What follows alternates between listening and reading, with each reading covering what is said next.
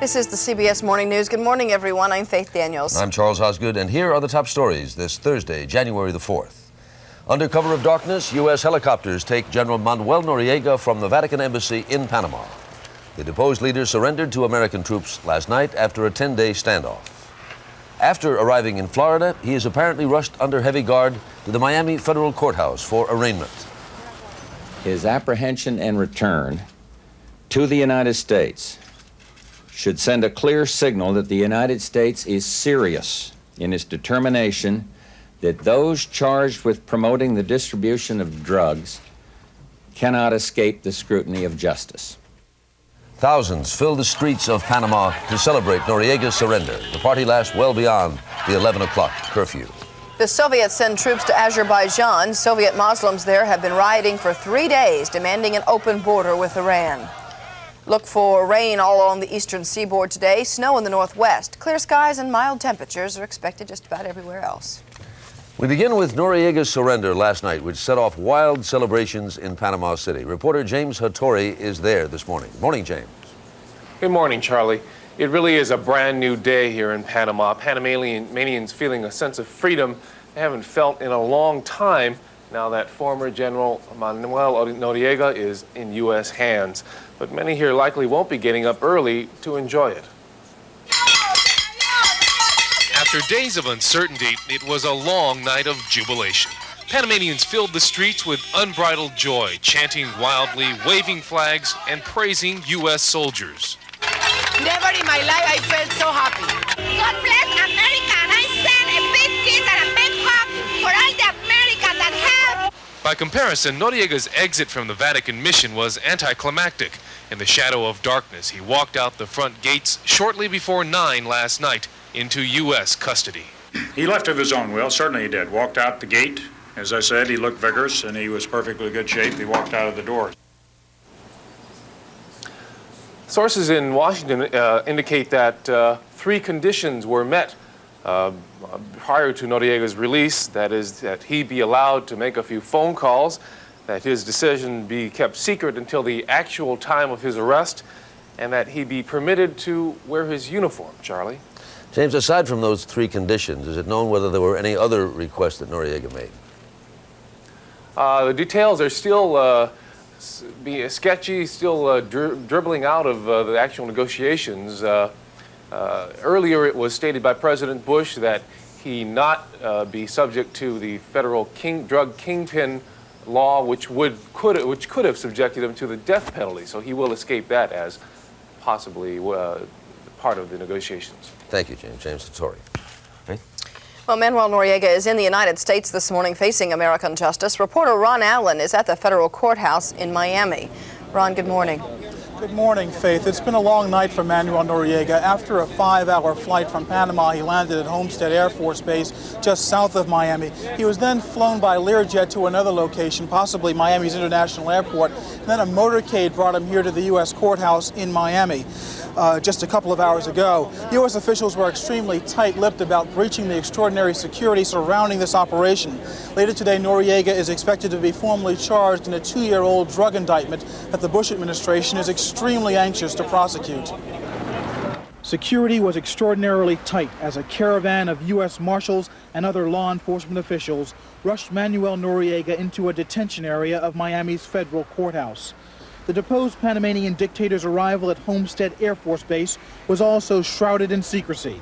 He arrived about 1 hour ahead of the announced schedule, and at the last minute, U.S. military officials reneged on a commitment to allow a small group of reporters and photographers to witness Noriega's arrival in southern Florida. Meanwhile, outside at the main gate, a vocal and enthusiastic anti-Noriega demonstration came to life once word of his surrender spread. Demonstrators held signs praising President Bush and thanking the U.S. for removing Noriega from Panama. Gourd pineapples were displayed to mock Noriega's distinctive facial appearance. That was quite a jubilant demonstration outside the Air Force Base. We've been told that here at the courthouse, Noriega has already had a chance to consult with his attorneys. Their first tactic is to request that his initial appearance before a judge and his arraignment be combined into one court appearance. And we are told that that is an effort to expedite the process to get things moving along. We're told that he should appear in a courthouse here in Miami between 3 and 4 o'clock this afternoon Eastern Time. Faith? Ron, there are also charges against Noriega in Tampa. Why did they decide to take him to Miami as opposed to Tampa? It's my understanding that the prosecution thinks that the case here is much stronger, so they want to move forward with this one first and then get on with the Tampa case, depending upon how this one comes out. If he is convicted of the charges that he faces here in Miami, he could be sentenced to up to 145 years in jail and over $1.1 million in fines. So there may be two cases, but this one is quite substantial. Faith? Are they at all concerned that they won't be able to ensure his safety while he's there? I don't think that they would say that if they do have that feeling, and I don't think that there's any concern. The security has been extraordinarily tight around the military base, and this entire operation, from the time he touched U.S. soil to the time that he got here at the courthouse, was shrouded in such secrecy. I think they're taking every opportunity to make sure that they can protect him and to make sure that there is no foul-up that prohibits this case from moving forward. Ron Allen in Miami, thank you. Charlie? President Bush told the American people last night that the United States has now achieved all of its objectives in Panama. Correspondent Wyatt Andrews is at the White House this morning with more on the president's story. Wyatt? Good morning, Charlie. And that is the sense that you are going to hear from the White House yet again today, the sense that it is all over now, that there are very few, if any, loose ends to be tied up now in Panama. The unmistakable message from the president's own statement last night seemed to be his own personal declaration of victory. I ordered U.S. troops to Panama with 4 objectives: to safeguard the lives of American citizens, to help restore democracy, to protect the integrity of the Panama Canal treaties, and to bring General Manuel Noriega to justice. All of these objectives have now been achieved.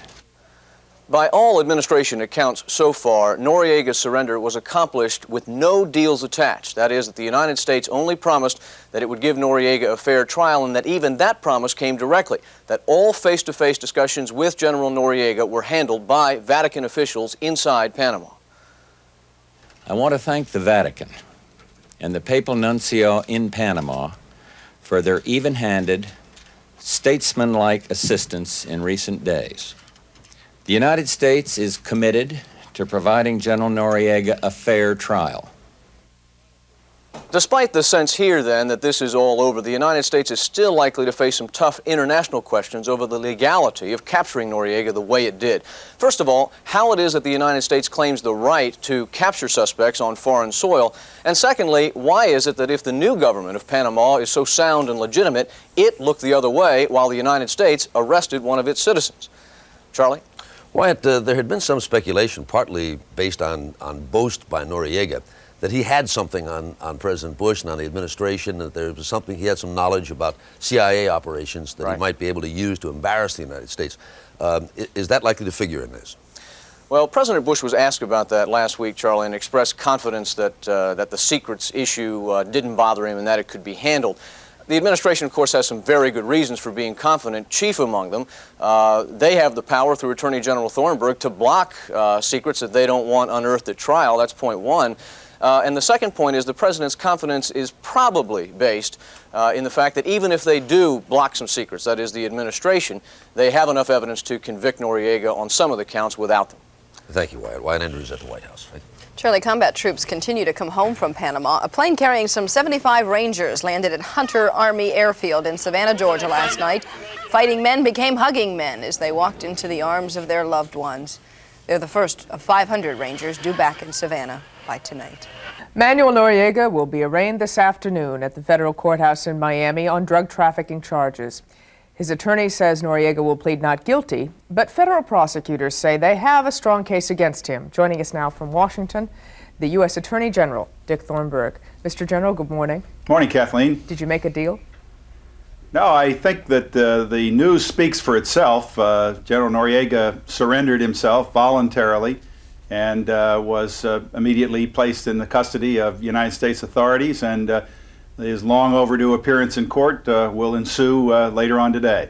No deals were made whatsoever by the State Department team headed by Larry Eagleberger or any DEA agent? No, there was no need for any deal in a situation where the defendant surrenders himself, as was the case here. I think he saw the handwriting on the wall. Last night, President Bush said to reporters overnight that the United States is committed to providing General Noriega a fair trial. Could he actually beat this rap, do you think, Mr. General? Well, that's ultimately what will be decided in our courts of law. We are a nation dependent on the rule of law, and the government in this case, as in every other case, has to prove the charges by legally admissible evidence beyond a reasonable doubt before a judge and a jury. We're prepared to do that. And how strong do you think the government's case is? Well, that ultimately will be decided in the court, but we feel we have a good case. It's a case that was carefully considered by a federal grand jury in Miami and has been reviewed recently by our prosecutors, and we're ready to go to court. Is it true that it was also reviewed by some people in the Justice Department in that anything that this man may bring up in court would not embarrass the CIA or former administration officials? Well, we're satisfied that there's no bar whatsoever to going forward with the charges, using the evidence that we have to sustain the charges contained in the indictment. We're not worried about anything that may be raised by way of defense, but of course, obviously, that will have to await a trial. Do you think he's going to prove that some CIA documents are integral to his case? Well, I don't want to anticipate what General Noriega may raise by way of defense, but suffice it to say that we're not concerned that anything that he does raise by way of defense will effectively bar the prosecution. Mr. General, is this the first time that we have ever brought up a head of state on criminal charges in the United States? I guess Marcos came here first and then was brought up on criminal charges, but this is different, isn't it? Well, I think from a legal point of view, you've raised a good question, but it's a question that's been decided in the courts in Miami that the head of state defense is not available to General Noriega in this case, and that question is behind us, fortunately. But it is an unusual case. There are bound to be a number of unique legal questions raised in the course of the trial, but we're ready to argue those and expect to prevail. Those unique legal questions, you're really referring to international law and that sort? Well, not so much international law, because a lot of the things that were speculated about in the run-up to his eventual surrender were made moot by the fact that he did surrender. The questions of asylum, the questions of the extraterritorial jurisdiction of United States law enforcement officials. These are questions that adhere in the increasing international nature of the drug trafficking trade that we're dealing with. But the fact that General Noriega surrendered voluntarily, has made himself voluntarily available to the processes of the United States legal system, really puts a lot of those questions on the shelf. And already this morning there are some people questioning the government's case, of course. Do you believe that a lot of the government's case at this point rests on the testimony of convicted felons and drug dealers? Well, obviously I can't discuss the particulars of the case. That'll have to await our appearance in court. But as I said, we're satisfied on careful review that we can go forward with the charges that the grand jury returned in Miami, and we're anxious to do so. The Attorney General of the United States, Dick Thornburg, thank you so much for being with us, Mr. General. Thank you, Kathleen. The drama of Panama began last month when President Bush sent in 12,000 troops to get Manuel Noriega out last night. He got his wish. Joining us live from the Pentagon this morning is Defense Secretary Dick Cheney. Good morning, Mr. Secretary.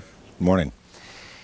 The question I think a lot of Americans are wondering this morning is how many troops are going to have to stay how long in Panama to get that country stabilized? Well, Harry, it's important for people to remember we've had troops in Panama for a long, long time, and we had a major contingent there before General Noriega ever came to power, and we will continue to have troops in Panama in the future under the Panama Canal Treaty. Our obligations to defend the canal will continue. What we will be able to do now, though, that the operation's pretty well complete, is to begin bringing home those that we sent down to supplement the troops that were already there to undertake the operation on December 20th. General Powell, the chairman of the Joint Chiefs, will be going to Panama later today. He'll talk with General Thurman on the scene, and they'll develop a plan for withdrawing those troops over the next few weeks. But as we have witnessed, it looks like President Endara is having some trouble putting a defense force together. He chooses a general to lead a defense force and finds out that he's corrupt and has to fire him because he's got $1 million stashed away in some bank account someplace. Is there a timetable for propping up this government? Well, I think the joy you saw in the streets of Panama last night at the departure of General Noriega is an indication of the extent to which the people of Panama are prepared to support the new government. It is the government that they elected last spring. President Endara got some 75% of the vote, so I think he has the public support he needs. They clearly have a major task cut out for them, but we are available to help. We have helped in the past. We'll continue to help in the future. With respect to the establishing the Panamanian forces, security force, they are doing that. I think they're to be commended for finding out that this particular individual, first of all, may have a clouded past, and secondly, being prepared to get rid of him immediately as soon as there was some question about his own integrity. In the past, in General Noriega's Panama, that would never have happened. How are our troops being deployed right now? Well, they are located on those facilities where we have a permanent presence, Howard Air Force Base, Fort Clayton, the other facilities within Panama. They also have been located at positions that they took in the operation on December 20th, Rio Hato, out on the southwest coast of Panama and up at Colon. They've also been actively involved in moving into outlying communities in Panama to ensure that the PDF was no longer in control, to reestablish, if you will, the Endara government, a democratic government in Panama. So they're really throughout the country at this point, but increasingly we will be able to bring home those forces that were sent in to supplement the ones that were already there. One of the still unanswered questions is the number of civilian casualties that were incurred through the invasion. Is there a clear picture of how many lives were lost? There is not where civilians are concerned, Harry. We have a system, of course, within the U.S. military. We keep track of our own. We have very good reporting information on American personnel who were injured or killed in the operation. We have a guesstimate where Panamanian military are concerned, the PDF forces. But beyond that, there's no good reporting system with respect to other casualties, and that's why the figures are fuzzy or non-existent. There has been some second guessing in the last week or so, some questions of strategy, some questions about an underestimation of the resistance that U.S. forces might meet during the invasion. As you sit in the Pentagon this morning, a couple of weeks after this has taken place, is there any sense of could have, would have, should have? No, there really isn't. If you look at what our forces did once the President made the courageous decision to go into Panama, the ability of our young men and women to carry out the plan that they were given, the fact that we've reestablished democracy in Panama, the fact that Noriega's in custody in the United States, the fact that we've made it clear we'll protect American lives and American interest, it seems to me that the operation overall was an excellent one. And there will be Monday morning quarterbacks. The city of Washington is absolutely chock full of them.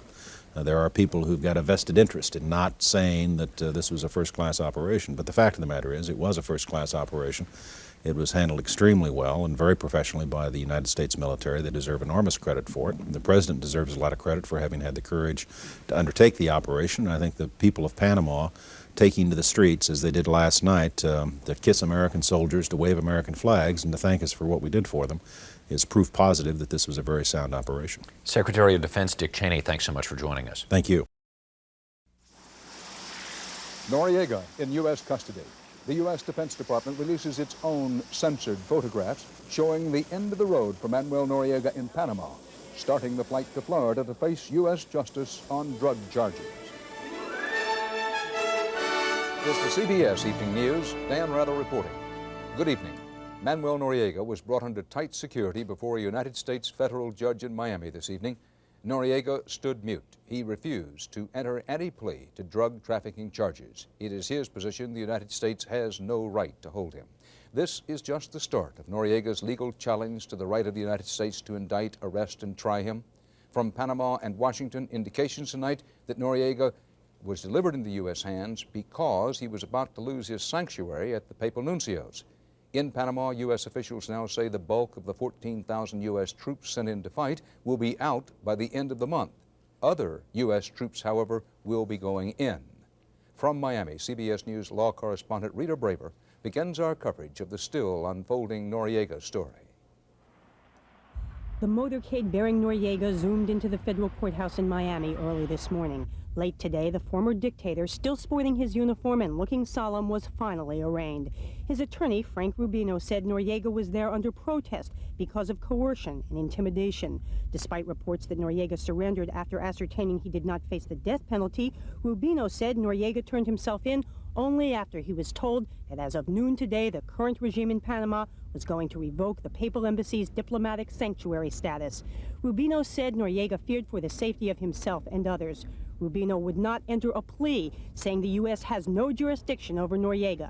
The judge said that will be settled later and entered a not guilty plea.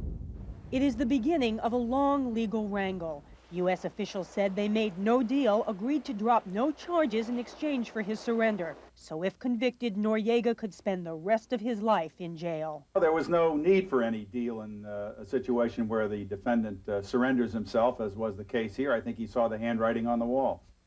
Drug enforcement agents are now reviewing the massive cache of documents seized in the invasion, looking for ways to bolster the case against Noriega. And sources say the U.S. may even introduce a stronger superseding indictment.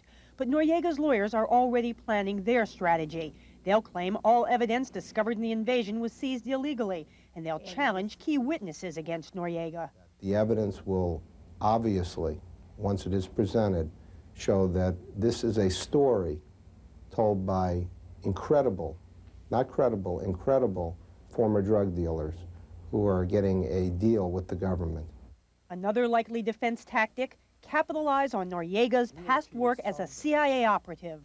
What he will try to do is to force the government to drop the charges by threatening to embarrass the government through disclosures of official involvement in his activities. Will it work? Even if you were working for the CIA, that would not be a defense. No one in the CIA has authority to give you permission to deal in narcotics. Still, there is bound to be some nervousness in Washington over whether Noriega will release, in court or out, any of the embarrassing material about U.S. officials he's rumored to have collected. Do people in the United States government have reason to be nervous about what you may be able to reveal?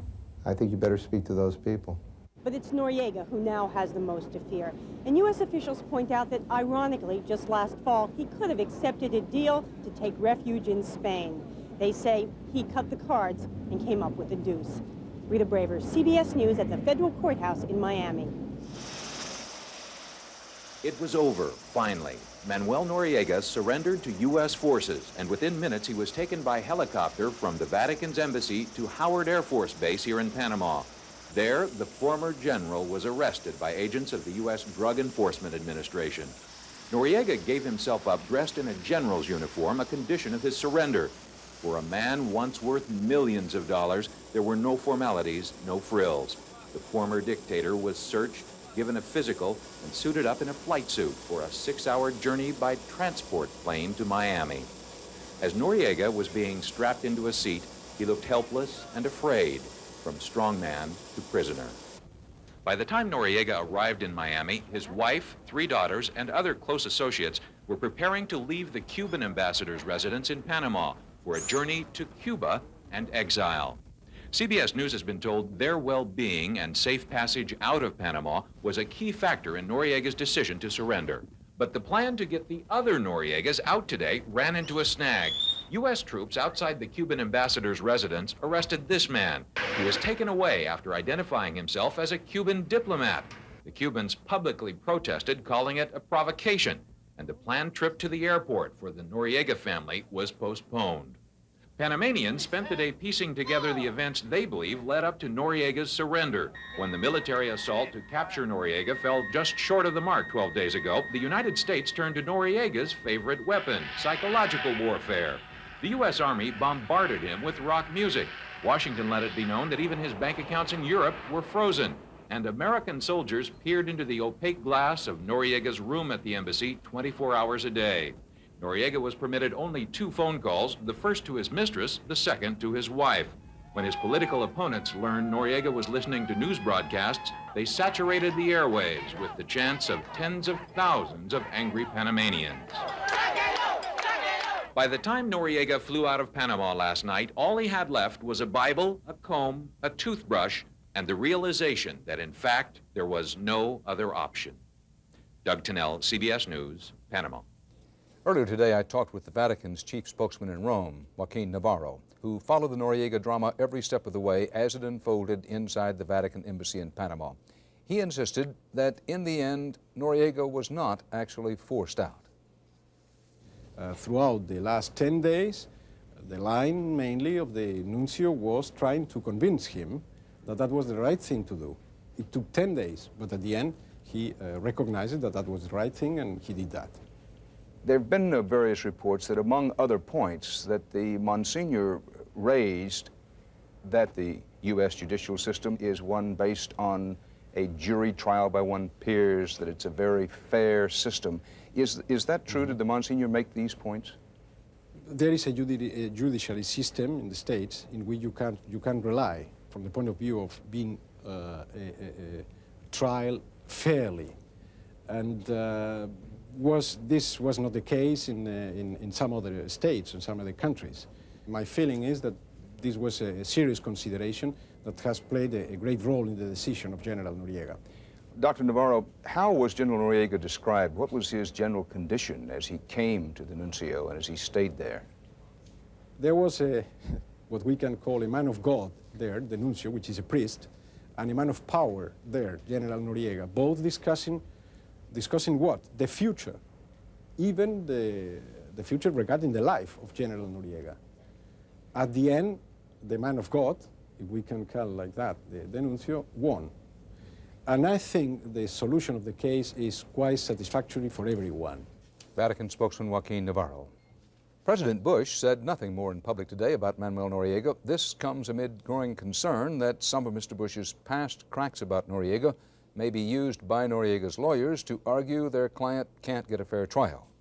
As CBS News Chief White House correspondent Leslie Stahl reports, Mr. Bush is taking both praise and continuing questions tonight about the wisdom, legality, and human cost of sending U.S. troops to invade Panama and take Noriega out. Leslie? Dan, after months of Noriega bashing, the White House suddenly clammed up today. The Justice Department sent guidance over here that such talk could prejudice the case against Noriega. Mr. Bush and his aides have publicly called him a thug and a narco-terrorist without concern that the inflammatory characterizations could harm the case against him. Officials say that's because until very recently, people here believed Noriega's own words, that he would never be taken alive. So they admit to surprise that Noriega is in U.S. custody and delight, because they say, who's going to argue with the president's success? He handled the entire Panama problem correctly. He's had broad bipartisan support, so I think it really puts him in a very strong position. I would have suggested a more surgical strike to deal with Noriega. But that's the fact of the matter is it worked. There is some criticism that President Bush, called timid by critics just weeks ago, may be becoming trigger-happy, using the military in the Philippines, in El Salvador, and now Panama. You seek for a splendid little war that will project your image of decisiveness. Dan, as to all those questions about whether Noriega has damaging tales to tell, White House aides say the president has already suffered the embarrassments over Iran-Contra and survived, and that if necessary, he can do it again. Dan? Thank you, Leslie. As Noriega came out, some of his opponents came home from exile today. CBS News reporter James Hattori is watching the change in Panama City. After fleeing persecution from the Noriega regime nearly 2 years ago, Warland de Hanon returned to Panama today. The criminal dictator's gone. De Hanon was one of countless Panamanians targeted for taking part in the civilian crusade and other human rights groups. All of us had already been in jail and beaten and shot at.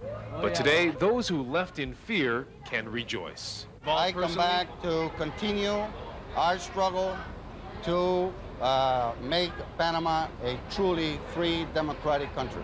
U.S. troops, now championed as liberators, are tearing down the barricades.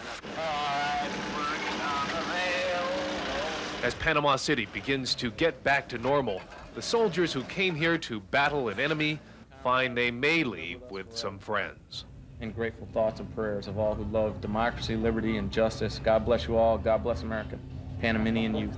They are thankful to see the headline many here have longed to read. Noriega turns himself in. In cafes, on street corners, in markets, there is talk of little else. We have never would have been able to do anything without the help of the United States.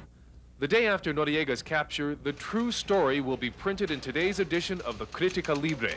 The newspaper was returned to its rightful owner this morning, 21 years after the government confiscated it and used it as a weapon. They only printed lies.